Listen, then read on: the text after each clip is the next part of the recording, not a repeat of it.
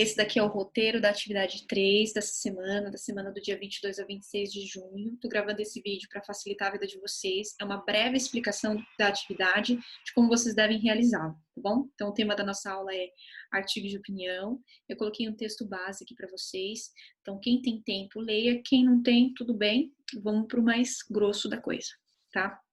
Eu coloquei um exemplo de redação nota 1000 do Enem do ano passado para vocês.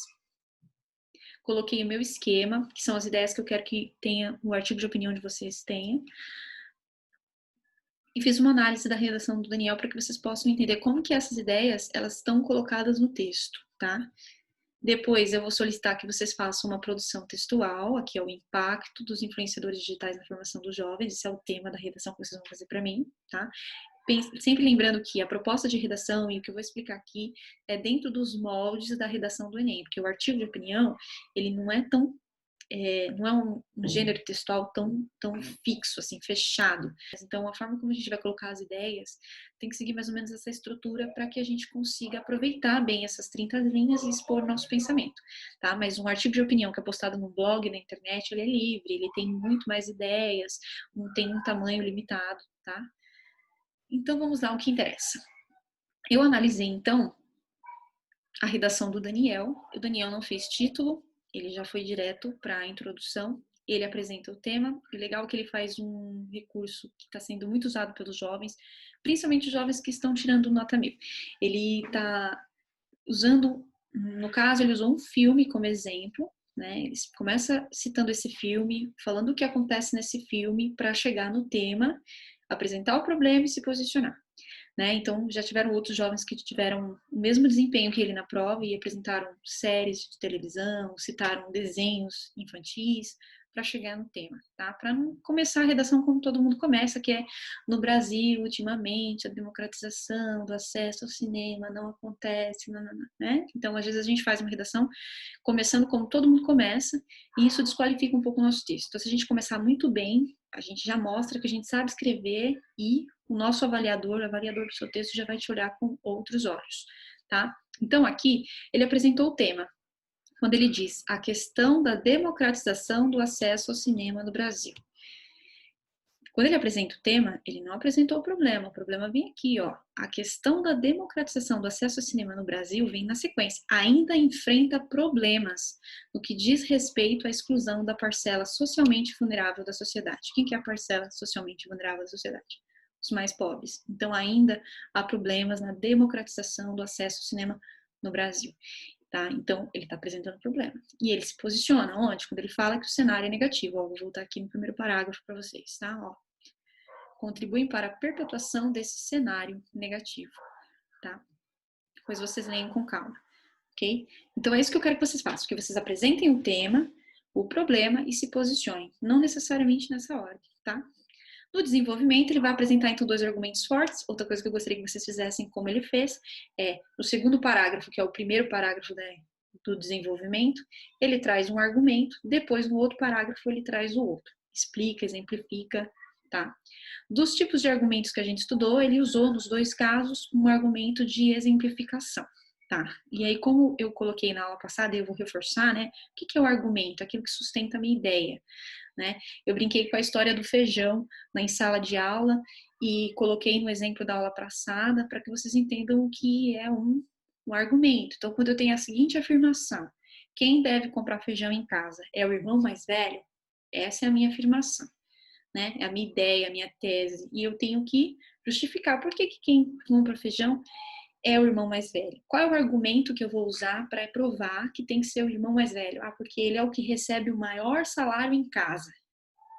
Então, eu estou dando uma justificativa, estou apresentando o meu argumento, tá? Então, eu brinquei com a historinha do feijão para que vocês entendessem o que é argumento. Então, vocês vão usar aí 2 argumentos fortes. Pensem antes de escrever a redação quais os argumentos que vocês já vão usar. Tá? Então, já deixa separado, faz o esqueminha lá, eu vou usar esse argumento como primeiro, esse como segundo, e aí começa a redigir o meu texto, tá bom? Aqui, olha que legal que ele fez, né? O argumento 1 é o argumento de exemplificação, e aí a afirmação é a ausência de políticas públicas suficientemente efetivas. Então, ele está falando que há ausência de políticas públicas suficientes para que a democratização ao acesso ao cinema ocorra, né? Então, quando ele faz essa afirmação, porque o argumento é uma afirmação seguida de uma justificativa, tá? Então, quando ele faz essa afirmação, ele justifica aqui, ó, dando um exemplo. Por isso o argumento de simplificação, né? Que o Ministério da Cultura ignora ações que poderiam potencialmente fomentar o contato de classes pouco privilegiadas. Então, o Ministério ele ignora essas ações. Que ações? Que tipo de ações? Como a distribuição de ingressos em instituições públicas de acesso, públicas de ensino básico e passeios escolares às salas de cinema, tá? Então, ele apresenta a ideia e justifica. Aqui no outro parágrafo, ele vai usar o mesmo tipo de argumento. Ele fala que a negligência de empresas no setor, principalmente na postura capitalista, no que diz referência ao dinheiro. E aí ele fala que isso está acontecendo e aqui ele prova, ó, né? Advinda de donos de salas de exibição que muitas vezes precificam ingressos com valores acima do que as classes populares podem pagar. Então, ele está falando que a questão financeira é muitos donos de cinema, de salas de cinema, colocam um preço muito alto e as camadas mais pobres da população não têm acesso, tá?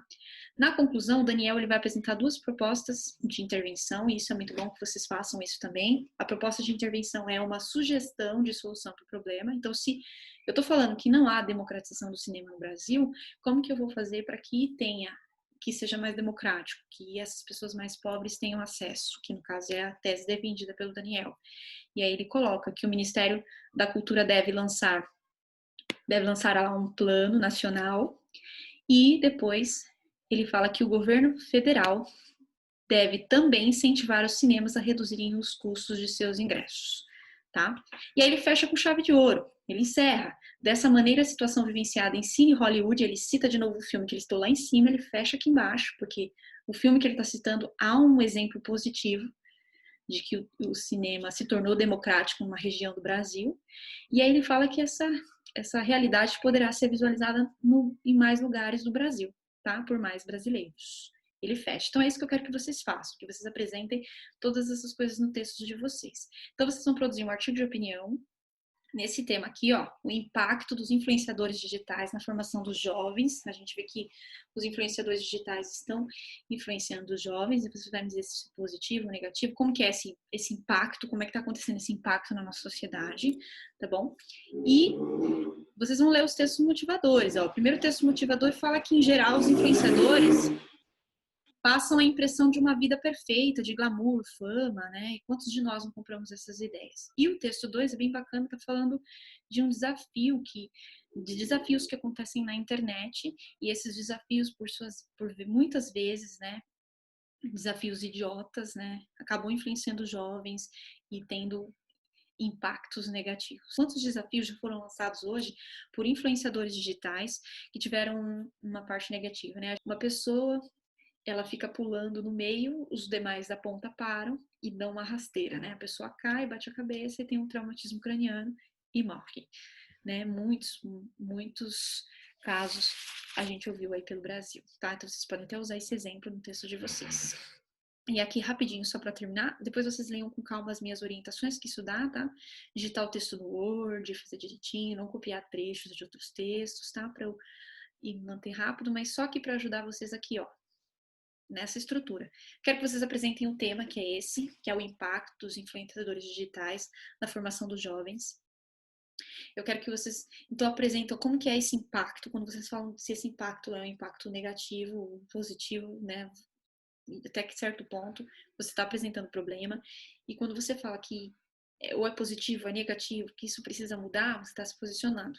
Então você vai começar seu texto assim. Vai apresentar dois argumentos. Pense em dois argumentos. Eu vi que na aula passada eu já coloquei esse mesmo tema para vocês pensarem nos argumentos. Então já utiliza esses argumentos, já deixa lá reservado, tá bom? Se você vai defender essa ideia de que é negativo os impactos desses influenciadores, por que é negativo? Pensa no primeiro argumento, no segundo argumento, né? Pensa sempre assim, por que é negativo? O que está acontecendo na sociedade que prova que isso é negativo? Tá? Aí você vai usar esse argumento. Depois, por final, vocês vão concluir, apresentar duas soluções para esse problema, tá? Como que a gente pode fazer, então, para que os influenciadores não, né, façam de forma negativa, não transmitam ideias negativas, ou o que a gente pode fazer, conscientizar a população para tentar tudo aquilo todo tipo de informação que a gente recebe, ela tem que ter um filtro, né? A gente tem que saber lidar com todo tipo de informação, verificar se é verdadeiro, se é falso, não deixar se influenciar facilmente, né? E aí vocês concluem, tá bom? Essa é a atividade dessa semana. Eu vou encerrar porque senão o vídeo fica muito longo, mas qualquer dúvida vocês podem me chamar no particular, tá bom? Depois eu vou dar a devolutiva para vocês.